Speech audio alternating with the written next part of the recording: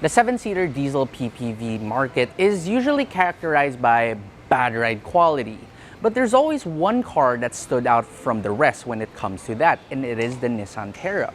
And what we have here today is not just any regular Nissan Terra. This is the 2023 Nissan Terra VL 4x4, the top trim of the Nissan Terra. Today I'm going to show you around this car and I'm also going to give it a test drive, so stay tuned. Now, a quick disclaimer, this is actually the 2022 Nissan Terra, but for 2023, there's absolutely no changes so far, so take this as a 2023 model year as well. Looking at this car from the front, you have the Nissan V-Motion grille. It now looks very similar to a Nissan Patrol, somewhat like a baby Patrol, and there's a little bit of chrome on it, but not too much. Your hood is very angular, as well as a lot of the parts of your bumper. You also get quad LED headlamps with DRLs and also with auto leveling and automatic on and off. Down below, even your fog lights are made out of LEDs. Towards the side of the car, you have a two-tone set of 18-inch rims. You got also minimal use of chrome here, just a little bit on your fake vent and also on your door handles. Plus, you do get a stainless step board right here. You even got some of these cameras for your intelligent around view monitor, which we will check out later, as well as repeaters. And if you look at your fenders, they're also slightly flared, which gives this car a little bit of a wider stance. Towards the back though, you get LED tail lamps. You even have Terra spelled out for you now, and also this chrome strip. Personally, I love that. Some people might not. Up top is a spoiler, and you even have a camera right here, which we will get to later.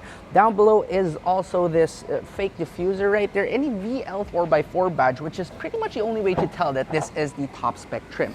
Once you do open up this tailgate, unfortunately, despite being the top trim car as well, you do not get a powered tailgate, but at least your cargo capacity is not bad. If you have these third row seats up, it's quite limited, but you can also fold them down 50-50, and you can even tumble the second row seats 60-40 to give you more space. Plus, you even have this false floor right here. Powering the Nissan Terra is a 2.5-liter turbo diesel engine pumping out 190 horsepower and 450 Newton meters of torque. This is mated to a 7-speed automatic transmission, and you even get part-time 4-wheel drive. City conditions wise, you can do around 6 kilometers per liter. I know, not the best, but well, that's a trade-off for all this capability and extra weight. And on the highway, you can do around 15 kilometers per liter. Now we step inside the interior of the Nissan Terra and check the door first. Sounds okay, it's not bad. Now right here you do get a push button start, but with a lot of these Nissans, I press that, listen to the delay.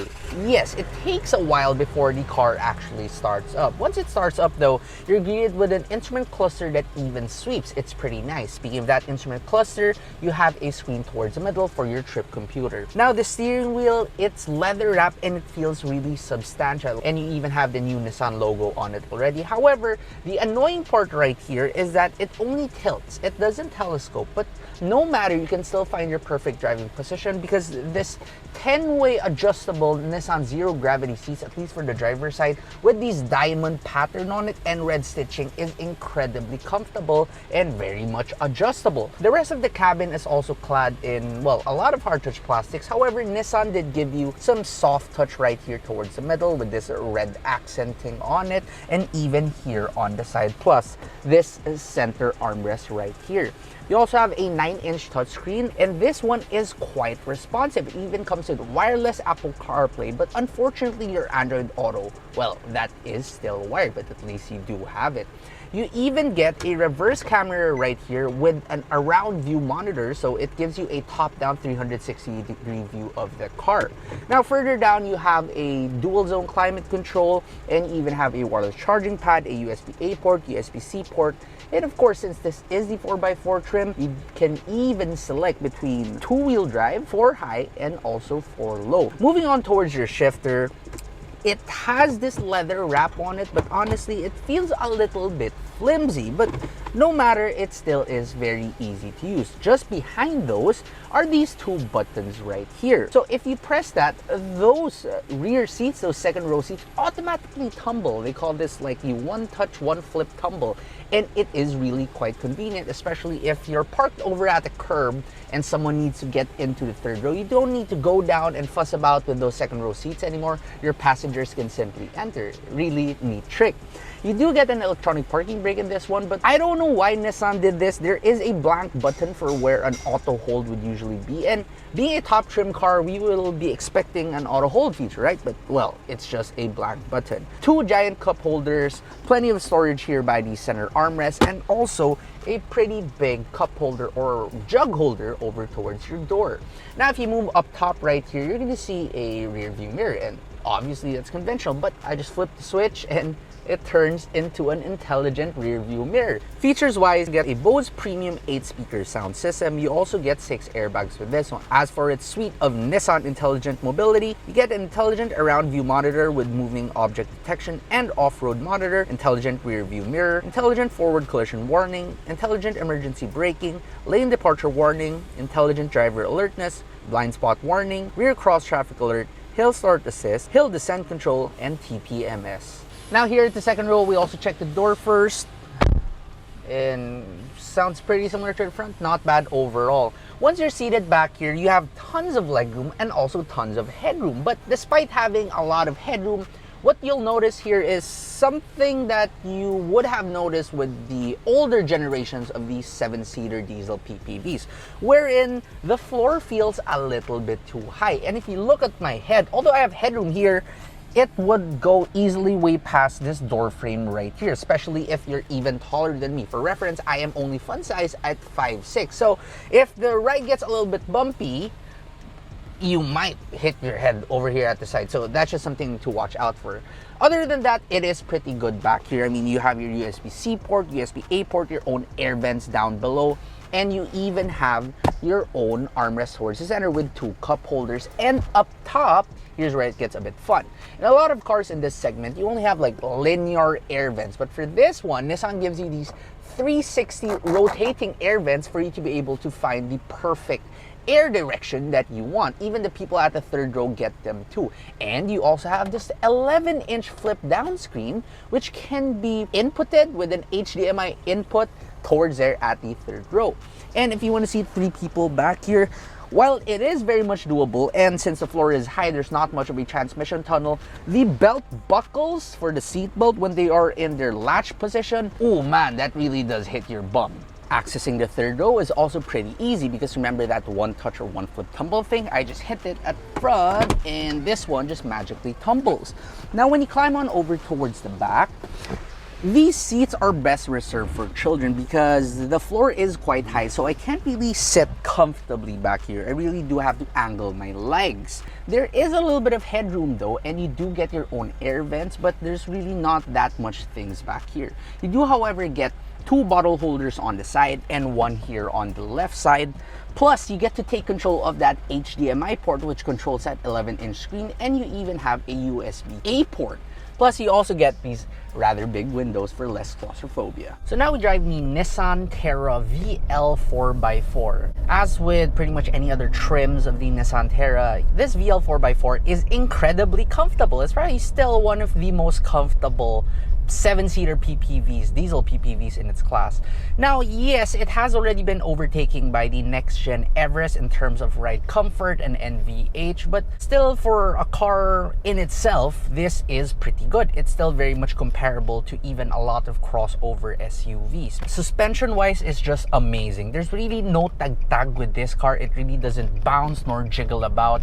And if you compound these Nissan zero-gravity seats, which evenly distributes your weight throughout the seats, you're really not going to have any sort of body fatigue even if you drive this car for longer journeys. Now, the 2.5-liter engine in this one, it's not the most powerful in its class, but it is still more than enough to propel this giant car. If you do mash down the accelerator, yes, power is plentiful. However, one thing to watch out for is that if you really want to get up to speed quickly, you shouldn't mash it all the way down, because once you do mash the accelerator all the way down, the transmission seems to somehow hold your gears near the red line before it will actually shift. So if you want a faster acceleration, just get it up to maybe around 3,000 or 4,000 RPM and slightly let off the throttle and let the 7-speed transmission shift on its own pace. It may not be the best in terms of NVH now, but it still is one of the best, and noise insulation, especially inside the city, it's pretty good. You barely hear the tires, the engine, there's only a slight rumble of the diesel engine. And even if you do go up over to the highway, you won't really have too much of wind noise unless you're going extra legal speeds already. Then vibrations wise, if you're at idle, yeah, there's a tad bit of a vibration from that engine, but it's really not too bad. The steering inside the Nissan Terra is also pretty good because it's quite light, so despite the size of this car, maneuvering it isn't exactly hard. The only issue, since you have an incredibly light steering, couple that with a huge car, your handling and as well as your steering feedback is not really great. You don't really know where the front tires are pointing at any given point in time. However, the steering wheel itself is pretty hefty. I mean, this feels incredibly well built, which just increases your slight sense of reassurance when you're driving the Nissan Terra. One thing I also noticed with a lot of 4x4 vehicles who have 4x2 counterparts is that if you compare them to their 4x2 counterparts, the steering tends to be a lot heavier and your turning radius seems to increase by a lot. But Nissan has done a great job with the Terra of not really making your steering a lot heavier and also not increasing your turning radius by much. Don't get me wrong, the turning radius of the Terra is still rather big. It is still a long car, but it is perfectly manageable even inside Manila streets. Although your A-pillar is slightly thick, you can easily just move your head on over to the side to see out of it. And all around you, you have pretty big windows too. Your side mirrors are also equally as large, and you even have your blind spot monitoring to help you with lane changing. Now, if you're reversing this car and you have people at the back or you have a lot of items there blocking your view, you can easily just flick the switch on your center rear view mirror and it turns into that aforementioned camera. Now, this camera right here, I would honestly call it more of a gimmick because the viewing angle isn't exactly the most natural feeling. So if you've been driving for a while now, this is something that you really have to get used to if you truly want to use it. If there's one thing that I kind of can't really accept with the Nissan Terra VL 4x4 is that despite being the top-of-the-line trim of the Nissan Terra, it still doesn't get some ADAS features. So while you have your autonomous emergency braking, you have the intelligent around view monitor, you don't have adaptive cruise control. And a lot of its competitors have already placed these features inside their top-of-the-line trim car or maybe their second highest trimmed vehicle, but well, Nissan did not put it here. So I just hope that if we're getting a refresh of this car or an all-new model in the next few years, that Nissan would at least add just adaptive cruise control inside here.